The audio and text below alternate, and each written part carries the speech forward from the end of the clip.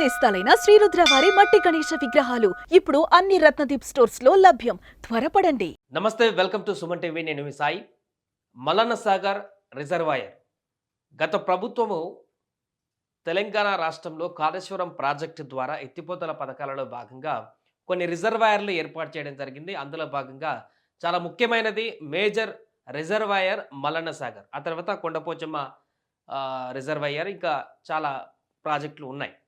అయితే ఈ మల్లన్న సాగర్ ప్రాజెక్ట్ అనేది అప్పుడు కట్టేటప్పుడు కూడా చాలా వివాదాలు నెలకొన్నటువంటి పరిస్థితి. ఆ ముంపు గ్రామాల ప్రజలు పునరావాసం కానీ, మల్లన్న సాగర్ బాధితులంటూ కూడా కొంతమంది చాలామంది అనేక ఇబ్బందులు పడ్డటువంటి పరిస్థితి.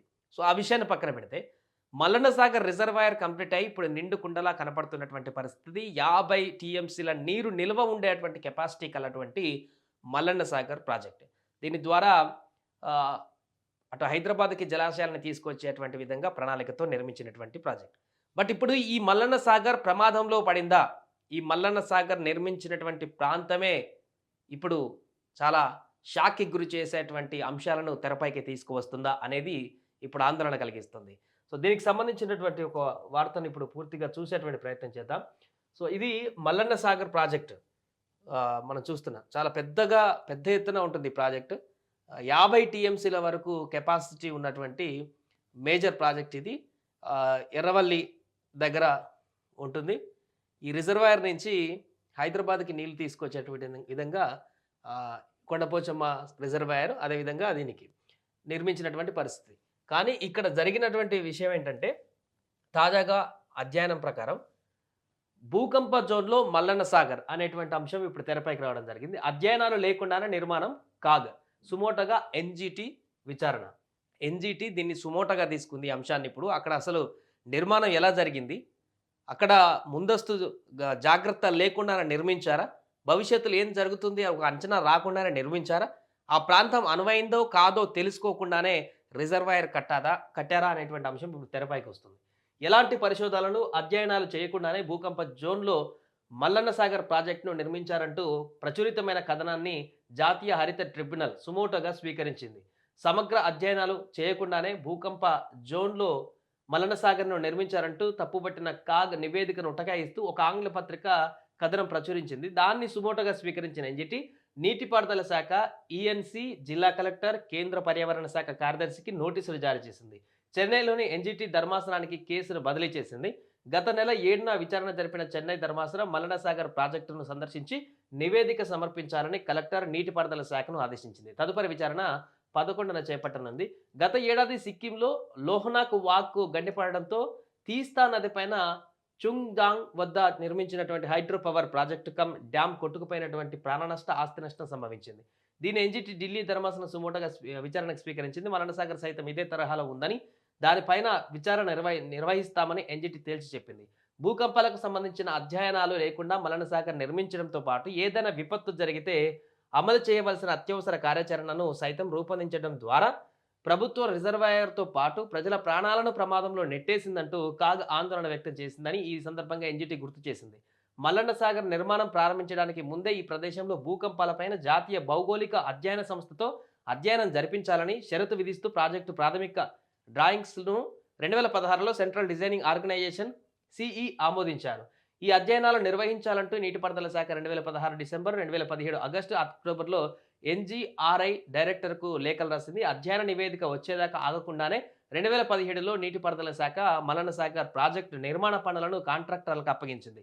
మరోవైపు మల్లన్న సాగర్ను ప్రతిపాదించిన ప్రాంత భూగర్భంలో అత్యంత లోతులో వరకు నిలువున 3 జతల పగుళ్ళు, వాటిలో కదలికలు ఉన్నట్లుగా ఎన్జిఆర్ఐ 2017 మార్చిలో ఇచ్చిన ప్రాథమిక నివేదికలో పేర్కొందని కాగ్ స్పష్టం చేసింది.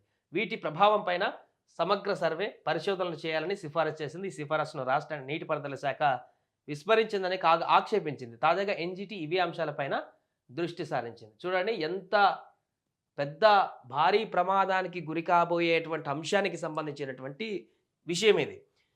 ఎన్జిటి ధర్మాసనానికి కేసు బదిలీ చేసింది, చాలా సీరియస్గా తీసుకుంది. ఎందుకంటే మనం గతంలో మొన్న చూసాం రీసెంట్గా ఇక్కడ సిక్కింలో ఇట్లనే సేమ్ మొత్తం పవర్ ప్రాజెక్ట్ కమ్ డ్యామ్ మొత్తం కూడా వరదలకి కొట్టుకుపోయినటువంటి పరిస్థితి భూకంపాల కారణంగా. ఇప్పుడు మల్లన్న సాగర్ దగ్గర కూడా ఇదే రకమైనటువంటి పరిస్థితి వస్తే అప్పుడు జరగబోయేటువంటి నష్టం ఏంటిదనేటువంటి అంచనాలను కూడా ఇప్పుడు చేస్తున్నారు. ఎందుకంటే లోతట్టు ప్రాంతాలు ఏదైతే ఉన్నాయో, దీనికి లోతట్టు ప్రాంతాలు ఏదైతే ఉన్నాయో వాటన్నిటి నుంచి కూడా ప్రజలకు ఇబ్బంది వచ్చేటువంటి అవకాశం ఉంటుంది. ఇటు గాని. దాని కారణంగానే ఇప్పుడు ప్రభుత్వం అలర్ట్ అయినటువంటి పరిస్థితి కనిపిస్తుంది. కాగ్ ఇచ్చినటువంటి నివేదిక కారణంగా ఎన్‌జీటీ కీలకమైనటువంటి అడుగులు వేసేటువంటి పరిస్థితికి మనం ఇప్పుడు చూస్తున్నాం.